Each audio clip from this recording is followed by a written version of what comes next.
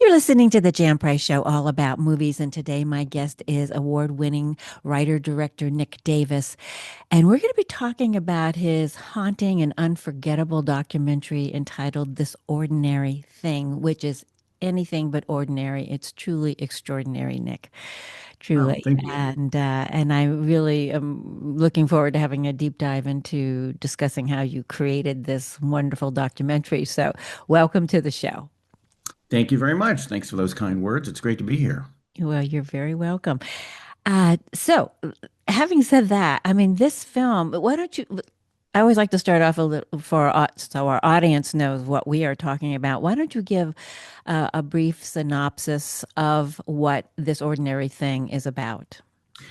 This Ordinary Thing is a documentary about non-Jews who helped Jews during the Holocaust. And it's sort of a collective story. There were people all over Europe in different countries and different ages and working independently from each other. There was no organized network, or this film is certainly not about those networks. It's just about normal, ordinary people who knock on the door, or somebody asked them for help, and they responded in the affirmative.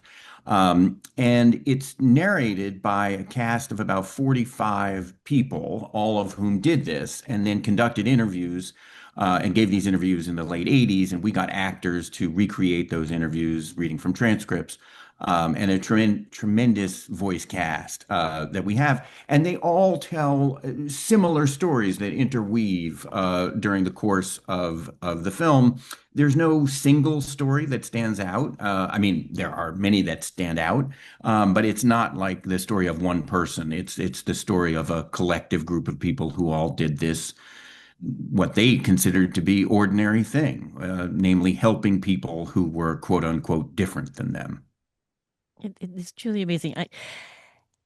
I have done, and I've been doing this. I'm in my 10th year of, doing this show, and I have done many around World War II and the Holocaust, but there seems to be more and more interest in the Holocaust in the last couple of years. And I think it's because we're seeing what's going on in our country right now and other parts of the world too, not just the US. There seems to be an uprising of the right wing um, ideology, that many people are embracing and we don't understand. And people, I can't believe anybody would deny that Holocaust even happened. That's unfathomable to me. But, here we go. And I think that's why a lot of people are coming out and sharing their stories to say, hey, this isn't something that didn't really happen and all of that. So this film really, um, it is extraordinary, as I said earlier, that these people stood up to help their friends and neighbors and at great risk to themselves. So the archival footage that you have in this film has, from my understanding and my research, hadn't ever been shown in before. How did you uncover this footage? Well, I think some of it had been seen, certainly, but what we did, which may have been different from other documentaries, is I really wanted as many ordinary people. I wanted footage of ordinary Europeans in the 30s and 40s, and as much as we could find color footage of them just doing ordinary things. This is not about a film about bold-faced names or famous people on the front lines of history. These are just ordinary citizens going about their lives. So, we found footage of just Europeans riding motorcycles or swimming in a lake or eating at cafes, and it just felt to me like, yeah, that's what I want to capture. I want to capture ordinary life during, extraordinary times. The tension could not have been higher. The world was at war. But these were just ordinary people doing ordinary things, and that was the impulse to make the film was, coming across all these interviews and then seeing photographs that were taken of the interview subjects in the late 80s, and seeing that they were just normal people in color. And that was sort of a sort of obvious but sort of aha moment for me, was realizing, oh yeah, the Holocaust was not in black and white or sepia tones with cello music playing all the time. The Holocaust was like just normal people going about their normal lives, and this thing is happening. And so I wanted to find as much color footage as we could, and get actors who would recreate the words of these interviews, so that you felt the immediacy and as you say, the relevance to today's world, when I think we are being encouraged not just by politicians but by the algorithms and social media and everything else to get into one camp or another. Mhm. And there's such incredible tribalization, and you're on the red team and you're on the blue team. And to me, it's like it's almost silly. I mean, it's an accident of birth that one person is born into one religion and not another. And is that really a reason to divide each other and start killing each other? The obvious answer is no.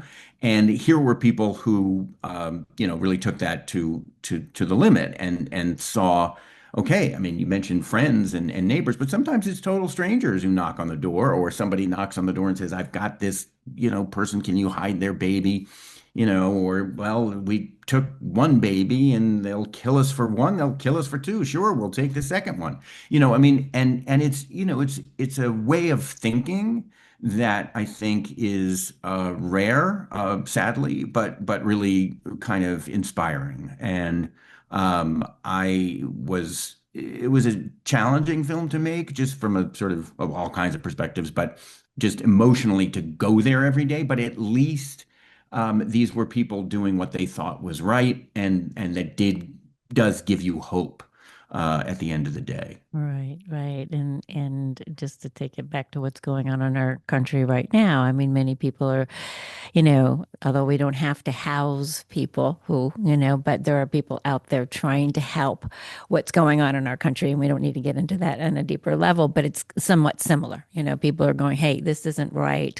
This isn't what we signed up for, to have people kidnapped and taken off the streets, which is very similar, which happened in Nazi Germany, so it's not unalike. It is very much similar to what went on then. So we can relate to it maybe in a little different way, since it's happening here, you know. Yeah, I mean, certainly, the executive producer and sort of co-conceiver of this project with me, Al Tapper, and I, like, we never wanted a narration to say, and look, it's like what's happening today. But Right. we did feel, and also I have to give credit to my wife and co-partner in my production company, Jane Mendelson, because she was always really insistent, like, let's get actors who are really can elevate this material and really bring this stuff alive, because then you don't have to point out, hey, this is similar to this.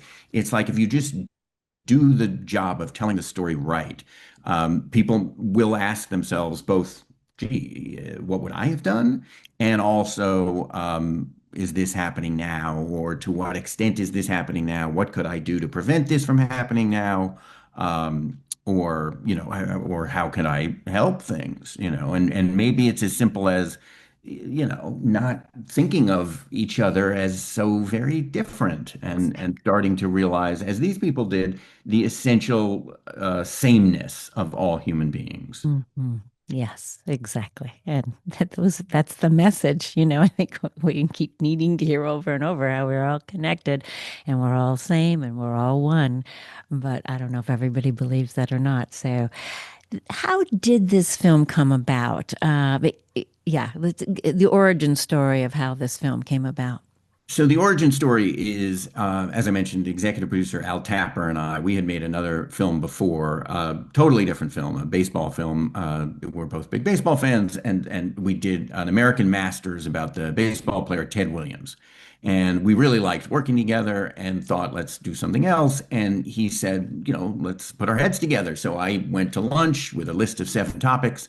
And before I got to my list, we stumbled across the funny coincidence that we both knew about this organization called the Jewish Foundation for the Righteous, that reunited years after the war Jews with their rescuers.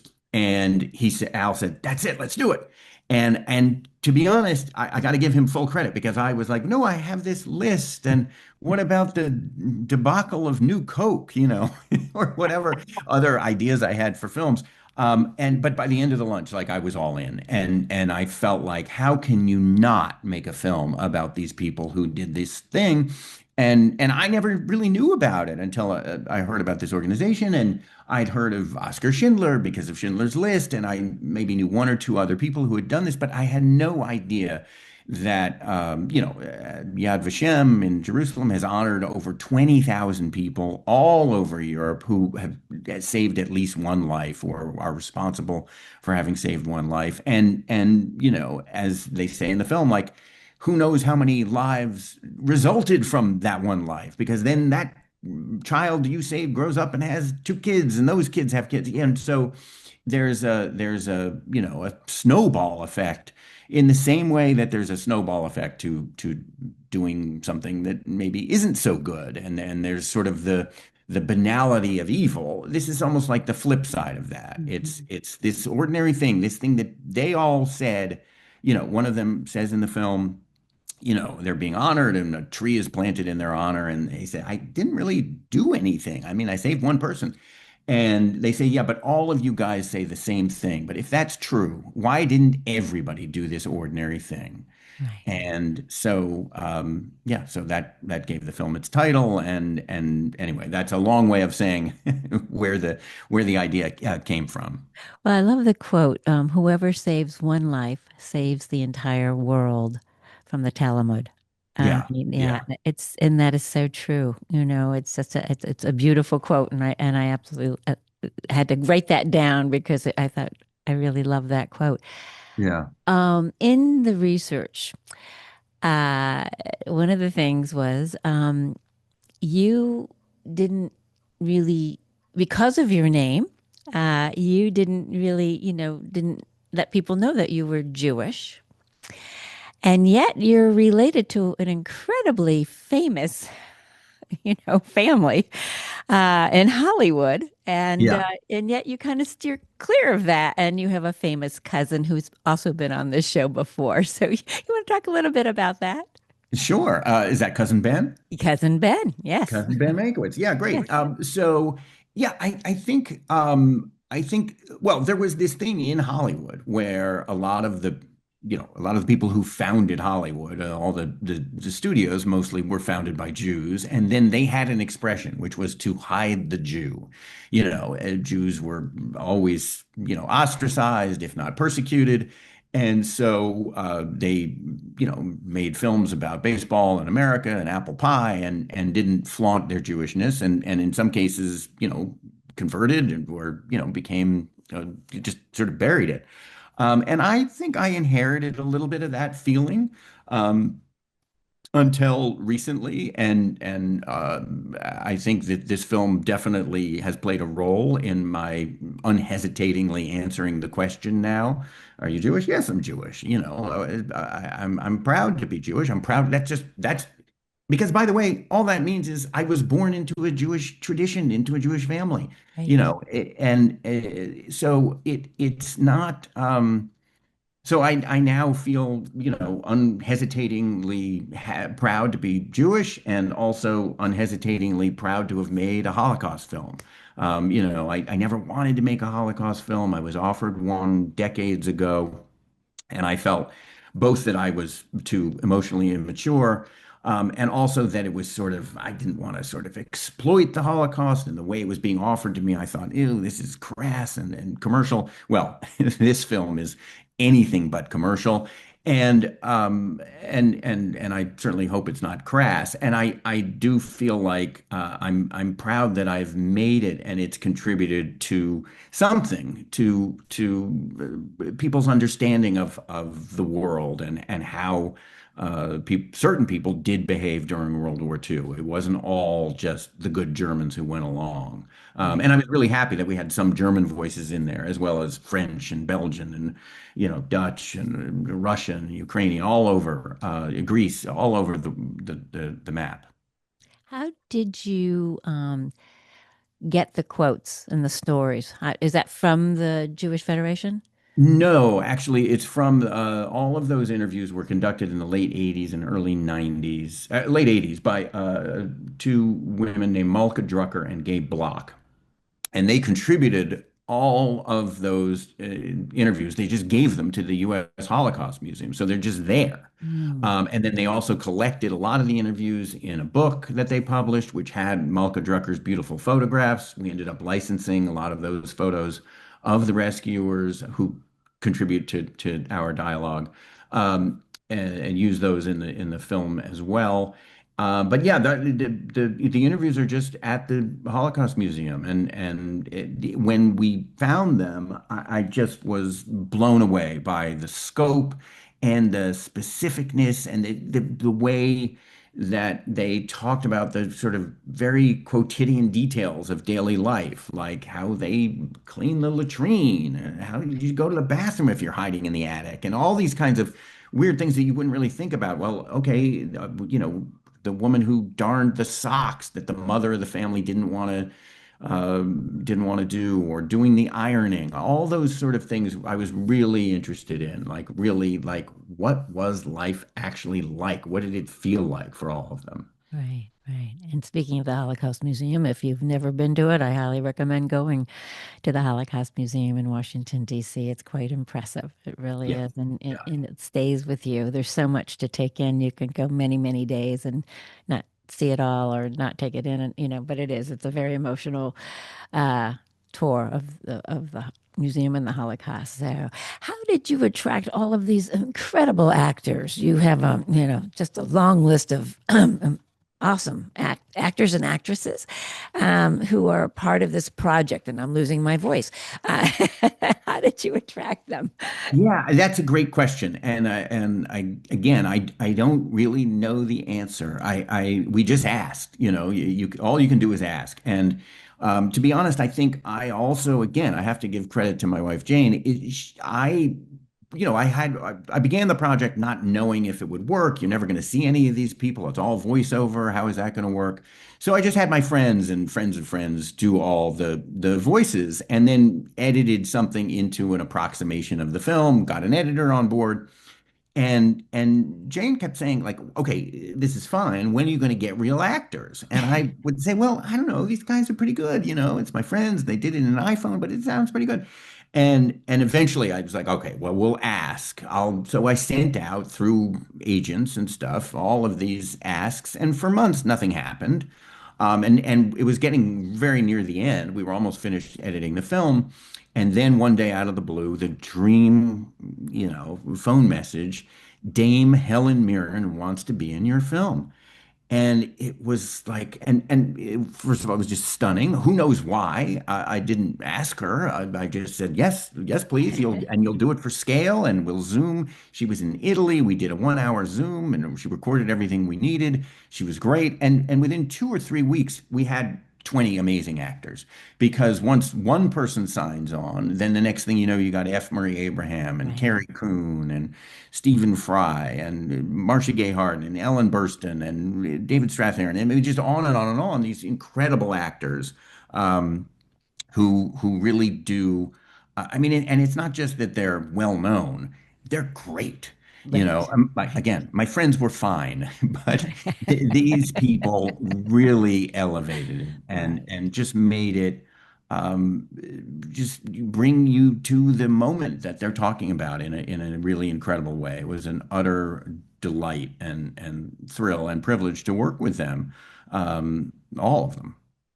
And you have a lot. I mean, what are there? I can't, 100? It looks like 100 maybe, of different voices. And what was fun was trying to figure out who was who, who was the actor Right, right. speaking those lines at that Yes. moment. Yeah. No, it is it. I mean, it's a fun exercise, I suppose, because Yes. we don't say, until the very Right. end, Right. Right. who's speaking. And I mean, F. Murray Abraham was just so good. They're all so good. They are. Jeremy Irons, incredible, incredible All of stuff. them. Ellen Bernstein, you've got Hope Davis, Stephen Fry, Marcia Gay Harden, which you mentioned, Amy Gummer. One of my favorites is Rufus Sewell. Oh, Rufus Sewell was great. I Yeah. love him. Just Yeah. love him no matter what he's in. He can Yeah. be evil if he wants to, and I'm just like still in love with him. He does good evil as well Yes. as this. Yes. I don't know. I just And, adore and him. you know, and you know, I don't mean to make light of my friends. I mean, getting these actors, they were so good that I gave them more to read than what had been in the previous version of the script. So Rufus Sewell actually did something that was so good that I thought, ooh, that's got to go in, and it went into it's the second to last thing you hear in the film, because I also knew we had this great photograph of the character he was playing, and it was just the man says, when I die, I hope that I will say to God, thank you for this life, and I hope I did some good for people. I mean, and it's just you just feel like, oh, what a good guy. I know. Yeah. So I mean, you've got Lily Tomlin. Who knew, right? yeah, I mean, yeah. it's such an extraordinary list of people too. I mean, and all different. Everybody obviously they're all very, very different. But yeah, it's great that you were able to attract all of these amazing actors. And It was Lily Tomlin again. She there was one line where she said, the line is, a friend asked, knocked on the door, and he wanted us to help and hide his suitcase. He was a friend, and to our amazement, he was a Jew.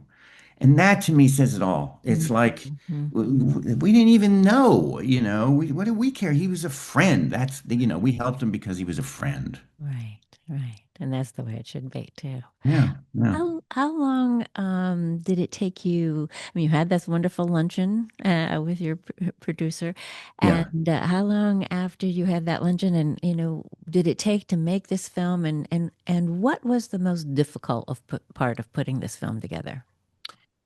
Those are great questions. I think so. May of 2022 was the lunch with Al, and we got started pretty immediately. And by January, I had a script, and my friends had all done the voiceover. So I had collected the transcripts, collated them, and edited it into something resembling a script. And then I would say about March or February of 2024, the call from Helen Mirren. And that changed everything. And then we basically finished the film in late 2024, early 2025. And I think the most difficult thing was finding the color. We ended up using some stuff that had been colorized. I never really liked colorization before, and I've made my peace with it now. But bringing the whole what was I don't want to say good about this film, but what was easy is there was a very clear idea of what we wanted to accomplish. Like bring these stories to life, make it feel color, and I think make it feel vital and current and relevant. And I think that finding color footage, which the great archival producers Robbie Shinder and Hilary Dan did, was tough. But that was a tough one. I mean, they really looked everywhere. Wow. And see the footage, I mean, how long to gather all of that and find it and the editing of that, that had to be really It was, that's a long, extensive project. And like I said, I had sort of cut together an assembly, but I'm not a professional editor. And then I did bring on Josh Freed, a gifted editor, the same man who made our Ted Williams film, edited it for me and Al. He edited that and again, just elevated it and took it to a place where it's one thing now. it's a beautiful film. As I said, it's truly, it will stay with you and you'll want to watch it a number of times because there's a lot to it. Oh, thank you, And Jim. you're welcome. You're welcome. And it's got just again, a message that we need to hear about exactly that ordinary people doing extraordinary things. And so it's just beautiful. Where can people see this ordinary thing? Well, in the New York area, it's playing until tomorrow. I don't know when this is going out, but until Thursday, December 11th, at a theater in New York called Cinema Village. It will drop online on March 31st on iTunes and Amazon Prime and Canopy and a whole bunch of other places, and it'll be available for streaming on March 31st. And I'm very excited and eager for people to see it. And they should. They should. So everybody seek it out after March 31st. You can find it anywhere streaming. So it's only doing a theatrical uh, Yeah, release we're in New doing a York. limited theatrical in New York, and it's playing at festivals. It's opening at the Miami Jewish Film Festival in late January, and we're talking to other museums and schools and stuff about other screenings that we want to set up next year. Wonderful. Well, thank you, Nick. Thank you for being on the show, and everybody seek it out. This ordinary thing, it's very moving. And again, have your children watch it. I think that it's educational and deeply enlightening. Thank you. I hope it's not like medicine. I mean, I think No, it's it's not. It's also, entertaining. it's an entertaining and it's also short. Yes, So it is. there's quite a lot going for it. Yes, But thank you for all these kind words, Jen. I really appreciate it. It's you're great being welcome, here. Nick. Thank you. Thank you. Thank you for so much being on the show, and good luck with this film. Thank you.